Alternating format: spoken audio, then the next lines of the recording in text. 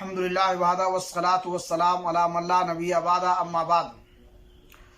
المغیرہ بن شعبہ رضی اللہ تعالی عنہ قال كنت مع النبي صلى الله عليه وسلم في سفر فأهويت لأنزع خفيه فقال دعهما فإني أدخلتهما طاهرتين.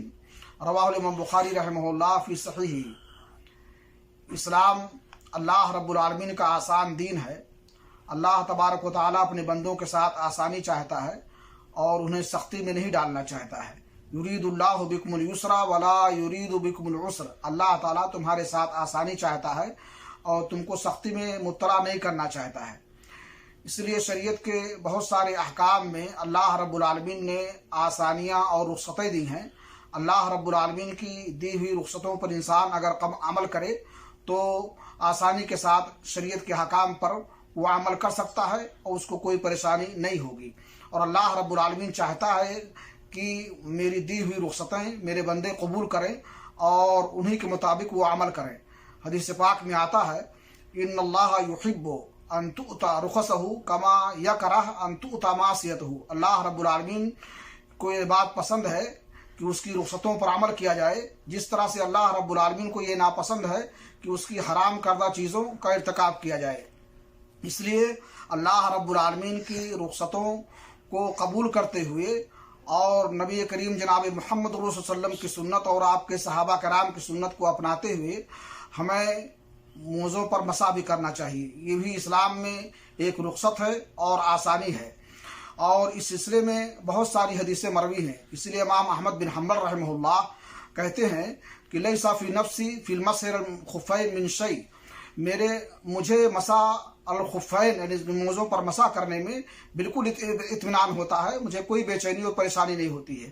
فیہ 40 حدیثا عن النبی صلی اللہ علیہ وسلم. اس لیے کہ اس سلسلے میں اللہ کے نبی جناب محمد الرسول اللہ صلی اللہ علیہ وسلم سے تقریباً 40 حدیثیں مروی ہیں.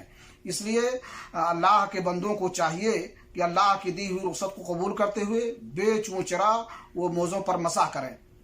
ہاں اس بات کا لحاظ رکھیں کہ وہ شرائط جو موزوں پر مسح کرنے کے لیے لگائی گئی ہیں ان کا بھی لحاظ رکھا جائے اور ان کا بھی پاس و لحاظ ہو اور اس کے بعد ان شرطوں کے روشنی میں موزوں پر مسح کرنا چاہیے. پہلی شرط جو موزوں پر مسح کرنے کے لیے ہے وہ یہ ہے کہ انسان موزہ پہنا ہو طہارت اور وضو کے بعد. مغیرہ بن شعبہ فرماتے ہیں کہ ایک مرتبہ میں اللہ کے نبی جناب محمد رسول اللہ صلی اللہ علیہ وسلم کے ساتھ سفر میں تھا تو آپ وضو فرما رہے تھے. میں نے جھک کر کے آپ کے موزوں کو پیر سے اتارنا چاہا اور نکالنا چاہا تو اللہ کے رسول نے فرمایا کہ دعہما فإنی ادخلتہما طاہرتین. ان دونوں کو چھوڑ دو اس لیے کہ میں نے وضو کے بعد ان دونوں کو پہنا تھا. معلوم ہوا کہ موزہ انسان اگر وضو کرنے کے بعد پہنے تو اس پر مسح کرے گا. اگر کوئی شخص بغیر وضو کیے موزہ پہن لے اور اس پر مسح کر کے نماز پڑھ لے تو اس کی نماز درست نہیں ہوگی.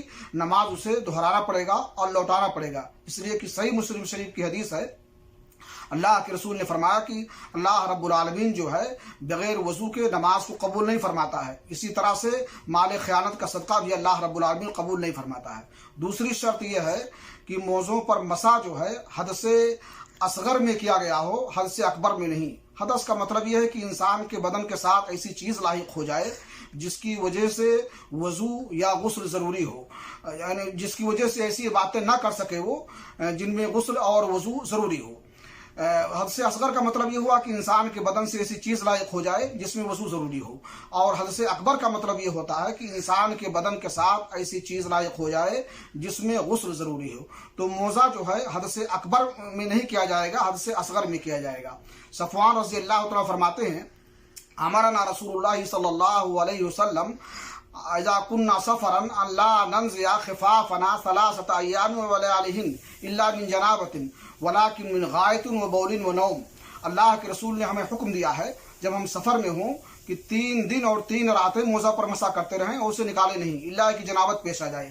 لیکن پیشاب پاخانے کی وجہ سے یا نیند کی وجہ سے تو اتارنے کی ضرورت نہیں ہے. انسان ان پر موزوں پر مسح کر سکتا ہے. اس طرح سے تیسری شرط یہ ہے موزوں پر مسح کرنے کے لیے کہ موزہ انسان موزوں پر مسح کرے اس مدت میں جو شریعت نے متعین کی ہے، اور وہ مسافر کے لیے 3 دن 3 راتیں ہیں اور مقیم کے لیے 1 دن اور 1 رات ہے۔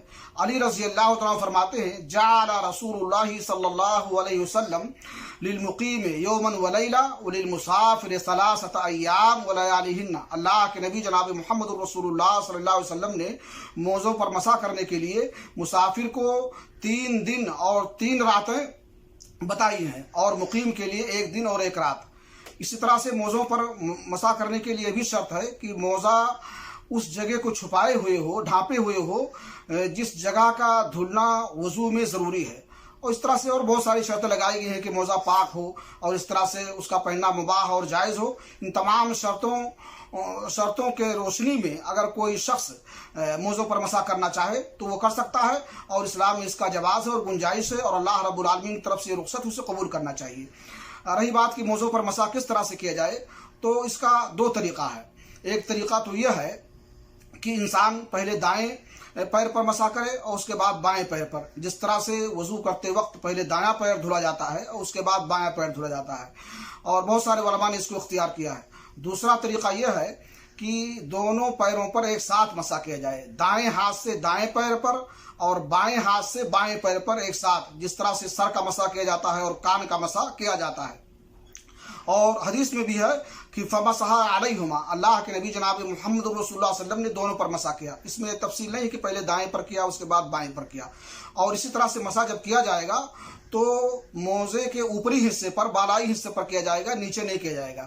اسی لیے علی رضی اللہ تعالیٰ عنہ فرماتے ہیں لو کان الدین بالرائے لکان اسفل الخف اولا بالمسح من اعلاہ وقد رأیت رسول اللہ صلی اللہ علیہ وسلم مسح علی ظاہر الخفین، کہ اگر دین کا دار و مدار رائے اور قیاس پر ہوتا تو موزے کی نچلی سطح پر مسح کرنا زیادہ بہتر ہوتا اور زیادہ قرین قیاس ہوتا بنسبت اس کے کہ اس کے بالائی اور اوپری حصے پر مسح کیا جائے۔ لیکن میں نے اللہ کے نبی جناب محمد رسول اللہ صلی اللہ علیہ وسلم کو دیکھا ہے کہ آپ موزے کے بالائی حصے پر اور اوپری حصے پر مسح کرتے تھے۔ اللہ رب العالمین سے دعا ہے کہ اللہ تعالیٰ ہمیں شرعی احکام سمجھنے کی، ان پر عمل کرنے کی توفیق عطا فرمائے۔ تقبل یا رب العالمین، وصلی اللہ نبینا محمد وعلی آلہ وصحبہ اجمعین۔ پر مسح کرنے کا طریقہ بتا دیتا ہوں۔ ایک تو یہ ہے کہ انسان دونوں پر ایک ساتھ کرے ایسے، اور دوسرا یہ ہے کہ پہلے دائیں پر کرے اور اس کے بعد بائیں پر کرے۔ دونوں صحیح و درست ہے، اس میں کوئی حرج کی بات نہیں ہے۔